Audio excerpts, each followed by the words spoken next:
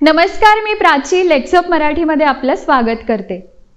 काल मुख्यमंत्री उद्धव ठाकरे यांनी शिवसेनेच्या बंडखोरीवर जनतेशी संवाद साधला। त्यावेळी हे स्पष्ट केलं की शरद पवारांच्या आग्रहाखातरच आपण मुख्यमंत्रीपद स्वीकारलं।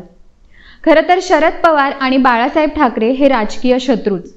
बाळासाहेब तर शरद पवारांना टीका करताना मैद्याचं पोतं असं देखील म्हणत, पण ठाकरे आणि पवार कुटुंबियांमध्ये मैत्रीचे संबंध देखील होते।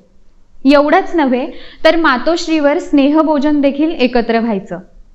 शरद पवार यांनी आपल्या आत्मचरित्रात बाळासाहेब ठाकरे यांच्यासोबतच्या मैत्रीचा एक खास किस्सा सांगितलाय। Sharad Pawar on my terms या त्यांच्या पुस्तकात लिहितात की एकदा का तुम्ही बाळासाहेब ठाकरे यांच्याशी मैत्री केली तर ते ती मैत्री शेवटपर्यंत निभवायचे। याचाच हा एक किस्सा।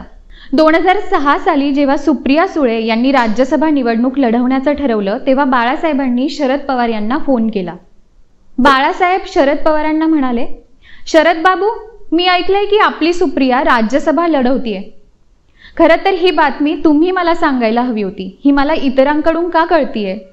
यावेळी शरद पवार बाळासाहेबांना म्हणाले की शिवसेना आणि भाजप तर युती आहे आणि युतीने आपला उमेदवार आधीच जाहीर केलाय, त्यामुळे सुप्रियाच्या उमेदवारीबद्दल तुम्हाला सांगणं म्हणजे तुमच्या समोर प्रश्न निर्माण करण्यासारखंच आहे।